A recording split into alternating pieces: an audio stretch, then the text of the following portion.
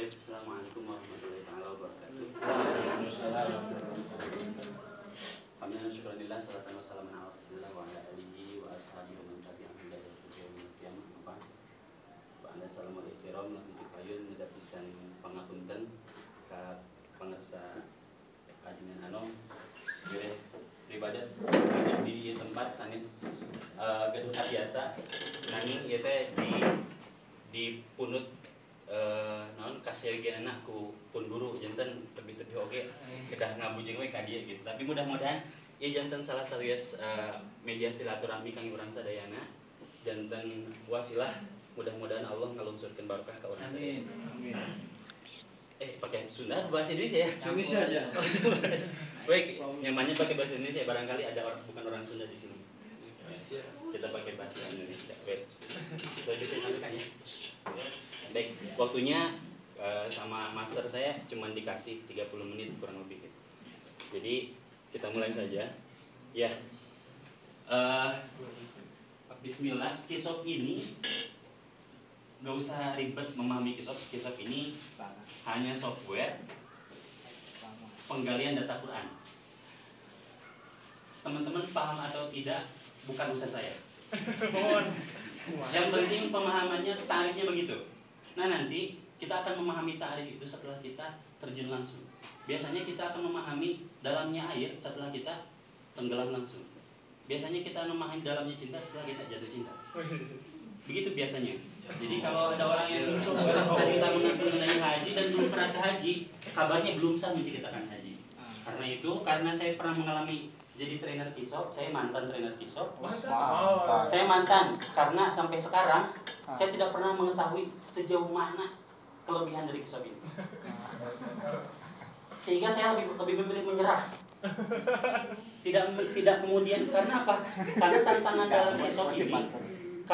dalam kisop ini akan menuntut kita sebesar apapun ilmu pengetahuan yang kita miliki harus tunduk kepada data Quran.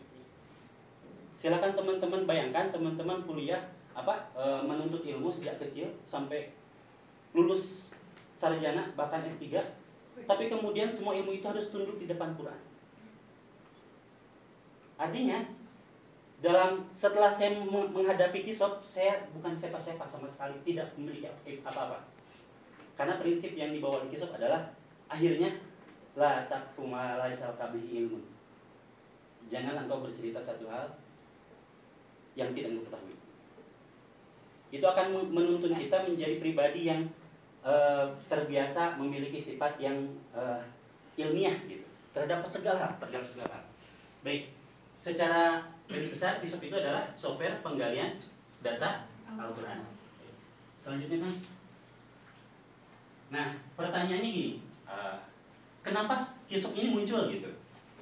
Kenapa kisop ini muncul? Alasannya satu seperti itu. Karena hanya Al-Quran. Alasan satu-satunya hanya Al-Quran.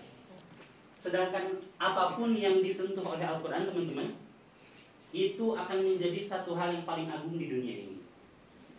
Teman-teman meyakini dari mana Quran itu turun? Dari Allah. Siapa Allah? Ada yang sebanding dengan Allah. Maka kemuliaan Al-Quran itu adalah kemuliaan paling tinggi karena turun dari yang maha tinggi. Siapa yang kemudian diamanahi untuk membawa Quran? Nabi Muhammad. Lewat siapa? Malaikat Jibril. Malaikat Jibril ini di kalangan malaikat itu siapa? Pimpinannya malaikat. Allah sendiri menyebutkan sebagai Ruhul Amin dalam Al-Quran. Artinya malaikat Jibril ini sosok yang sangat sempurna bisa disampaikan dalam beberapa hadis. Teman-teman pernah dengar bahwa bagaimana bentuknya malaikat Jibril? Sebagian ada yang menyampaikan malaikat Jibril itu berkaki hijau, kakinya bersih. Tapi jangan dibayangkan seperti ular, karena kita tidak pernah melihat itu ya. Teman-teman tahu, kita sering mendengar atau sering melihat lukisan malaikat itu bersayap, betul? Apakah malaikat Jibril punya sayap? Punya. Berapa banyak sayapnya? Tentu kanan dan kiri. Jumlahnya berapa? Ada yang tahu? Jumlahnya 600, teman-teman. Dan teman-teman tahu satu sayapnya dari 600, satu sayapnya besarnya seperti apa? Memenuhi langit dan bumi. Rasulullah tidak bisa melihat ujungnya saat malaikat turun menyampaikan wahyu pertama kepada Rasulullah. Dan di setiap sayapnya itu terdapat hiasan yang tidak pernah ditemukan di dunia, yang jumlahnya dan keindahannya hanya Allah yang tahu. Itulah kemudian gambaran malaikat yang paling mulia di antara sekelumit malaikat yang lain, di antara sekian malaikat yang lain. Kenapa kemudian Jibril menjadi mulia? Karena Al-Quran turun melalui malaikat. Di mana Al-Quran turun? Di Mekah. Tepatnya di mana? Pertama kali turun Al-Quran di mana? Di Gua Hiro. Teman-teman, Gua Hiro ini ada di satu gunung. Ada yang menyebut itu adalah Gunung Sur, ada yang menyebut itu adalah Gunung Hiro. Teman-teman tahukah di dunia ini gunung mana yang paling mulia? Cerme, Jaya Wijaya, Gunung Pangrango, Puncak Everest? Tidak, teman-teman. Yang mau naik Puncak Everest cuma maniak, orang yang suka naik gunung. Yang mau ke puncak gunung gede pun orang yang maniak naik gunung. Tapi yang sering disebutkan oleh manusia di dunia ini, gunung yang paling sering disebut oleh manusia di dunia ini adalah Gua Hiro. Gunung yang di dalamnya terdapat Gua Hiro. Barangkali kita di sini tidak membaca, tapi di saat yang bersamaan di pesantren yang lain mereka sedang mengkaji Sirah Nabawi, dan di dalamnya ada satu scan di mana Gua Hiro akan selalu disebut. Itu kenapa disebut? Karena dia menjadi saksi sejarah turunnya Al-Quran sejak 1400 tahun yang lalu. Sampai sekarang, bahkan mungkin sampai hari kiamat nanti, kurang 2 hari mau kiamat, Gua Hiro itu akan selalu disebut. Jadi betapa mulianya Gua Hiro. Kenapa bisa mulia? Karena Al-Quran turun di Gua Hiro. Terus kemudian setelah Al-Quran turun di Gua Hiro, kepada siapa Al-Quran ini diberikan oleh Allah? Nabi Muhammad. Teman-teman tahu siapa Nabi Muhammad? Pernah kenalan? Pernah ketemu? Kita tidak pernah ketemu, tapi kita mencintai beliau. Allahumma sholli ala sayyidina Muhammad. Beliau adalah semulia-mulianya makhluk yang ada di dunia ini. Jika semua makhluk di dunia ini dikumpulkan kemuliaannya dengan kemuliaan beliau, itu tidak pernah sebanding. Kenapa bisa demikian? Yang pertama alasannya karena beliau Mustafa. Mustafa itu sudah ditentukan dari ajalinya bahwa Muhammad akan menjadi makhluk yang paling mulia. Begitu menurut Imam Al-Baghawi. Yang kedua, karena Rasulullah SAW menerima mukjizat yang sangat luar biasa, yang hari ini masih bisa kita saksikan. Apa itu? Al-Quran. Betul. Jadi inilah kemudian alasan kenapa Kisop, kenapa seorang mantan teknisi mesin kemudian mengabdikan hidupnya untuk ikut berpartisipasi dalam hal yang sangat mulia. Karena apa? Karena setiap hal yang berkaitan dengan Al-Quran akan menjadi mulia. Teman-teman pernah lihat adakah kaligrafi Al-Quran yang kemudian disimpan di bawah? Tidak. Mereka semua pasti disimpannya di atas. Ya. Pernahkah kita melihat apa bedanya kertas biasa, kertas ini dengan kertas mushaf? Ada bedanya kah? Ada bedanya. Bedanya apa? Kertas mushaf tertulis Al-Quran. Apakah Al-Quran apakah kertas bermushaf ini bisa kita simpan di mana saja? Tidak. Kertas yang asalnya biasa kosong dengan datangnya mushaf disentuh oleh mushaf dia akan menjadi mulia. Kertas saja menjadi mulia. Baik, selanjutnya. Pertanyaannya pada kita, mau nggak kita jadi bagian itu? Mau nggak kita jadi bagian itu? Di saat semua kesibukan kita seolah-olah kita tuh paling paling luar biasa, paling sibuk, paling penting bahkan. Ternyata jika kita berhadapan dengan Quran, kita itu tidak ada apa-apanya. Maka kesibukan kita jika tidak bersanding dengan Quran, apalah isinya? Maka aktivitas kita jika tidak didasari Quran, apa isinya?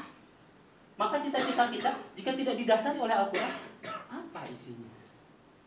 Siapakah kita? Begitu. Maka inilah kemudian yang disampaikan oleh Rasulullah. Khairukum man ta'allama al-Quran wa 'allama. Betul. Tidak ada satupun manusia di akhir zaman ini yang memiliki kemuliaan. Sebaik-baiknya kita adalah orang yang belajar ilmu Al-Quran dan mengajarkan. Mudah-mudahan kita hanya berharap Kisop ini termasuk salah satunya gitu ya. Kisop ini termasuk salah satunya. Karena melalui Kisop ini insya Allah selain kita mempelajari data Al-Quran, kita juga akan belajar membaca Al-Quran. Kita juga akan belajar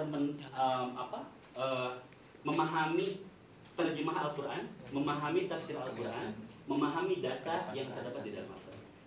Baik kan, selanjutnya. Oke, kalau sudah siap, maksudnya gini. Sekarang kita sudah paham ya, kenapa kita mau belajar kisah? Karena kita ingin jadi bagian dari orang yang mempelajari Al-Quran. Mudah-mudahan itu menjadi cita-cita kita dan dikabulkan oleh Allah, dimudahkan oleh Allah. Baik, ini kewajiban kita saat kita akan mempelajari Al-Quran. Al-isti'adah wajibah li kulli qira'atin fi sholati aw fi ghairiha. Jadi mari kita sama-sama membacakan ta'awudz. Bismillahirrahmanirrahim. A'udzu billahi minasyaitonir rajim. Bismillahirrahmanirrahim. Baik kan, mohon masuk di ijazul Quran. Teman-teman, sebelum kita masuk ke aplikasi Kisop, jadi begini, ulama-ulama kita, ulama-ulama salaf dahulu, itu ada yang konsentrasi menemukan data Al-Quran, tapi di zaman itu tidak ada teknologi. Jadi betul-betul yang mereka dapatkan itu hasil mencari sendiri. Silakan teruskan. Terus masuk di halaman pertama. Kita masuk kerjanya. Terus 5,5. Kita langsung masuk di praktik saja, tapi saya harap teman-teman cukup memperhatikan saja dulu ya untuk sekarang. Baik, masuk. Terus kita awal. Nah, baik. Nah, ini ad-dunya wal akhirah. Ini kajiannya barangkali karena saya memposisikan diri sebagai, memang sampai saat ini saya bukan orang yang ahli dalam apapun. Kuliah nggak lulus, apalagi kerjaan nggak jelas. Jadi artinya kita belajar untuk menjadi orang yang taat kepada apa yang disampaikan Al-Quran terlebih dahulu sebelum kita memasuki bagian yang lain, tafsir dan sebagainya. Baik, di bagian pertama ini Syekh Abdul Razak yang mengarang kitab Al-Ijaz Al-Quran itu menyampaikan tema ad-dunya wal akhirah.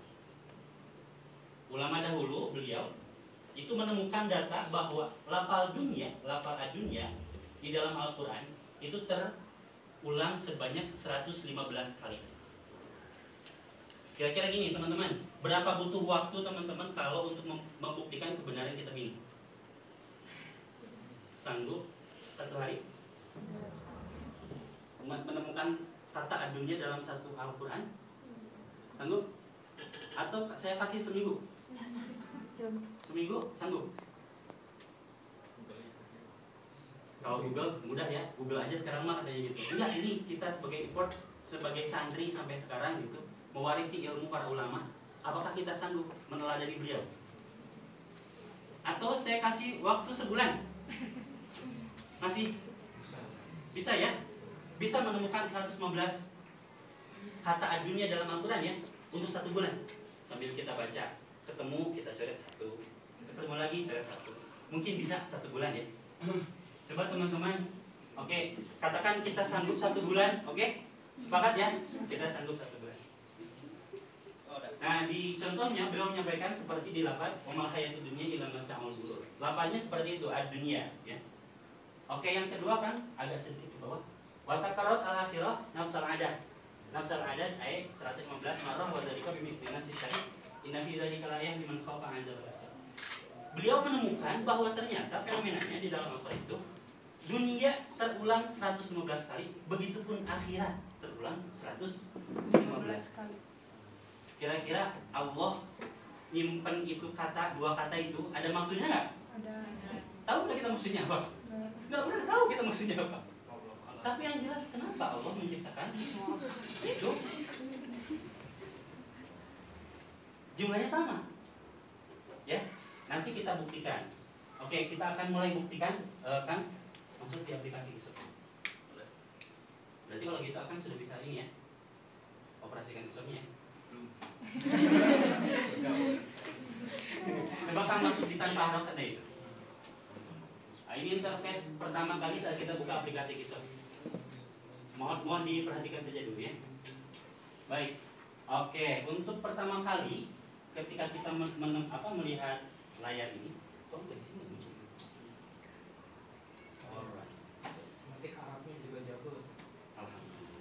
gitu coba deh Kang, coba aja sih kalau gitu. Oke. Coba Kang bisa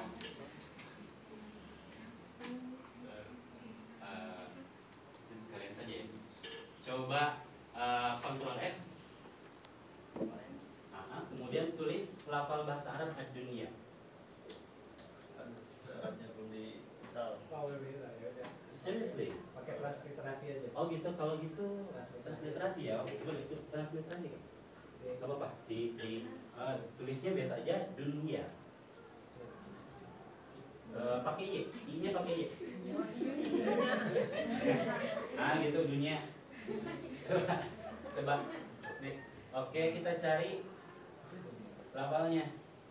Tuh nih dunia nih. Coba di blok yang dunia ini. Apaan? Fil hayati dunia ini. Itu kan. Illa.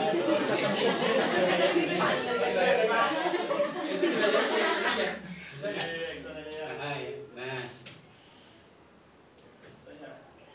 Nah yang ini nih, ad-dunianya ini. Coba di blok.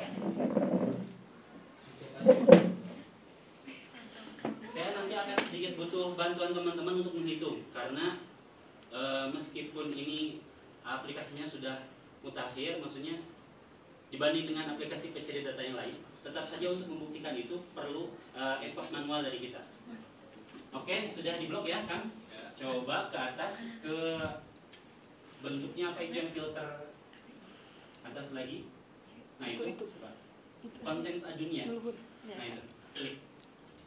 Baik, kita lihat jumlahnya ada berapa kan? Coba di bawah. Istilahnya jadi ini ya. Oke, di sini ada 111 teman-teman nih. Tadi menurut kita ada berapa? Ada 100? Berarti kurang berapa? 4. Oh bisa kurang 4 ya? Berarti apakah ini, berarti Kisop nih agak sedikit lemah dari kitab itu. Tapi tunggu dulu teman-teman. Ternyata faktanya ada dalam beberapa ayat ad-dunya terulang 2 kali. Ad-dunya terulang 2 kali. Mari kita lihat. Kan sekarang coba saya minta tadi yang di blok itu kemudian di copy. Nggak pakai gula ya.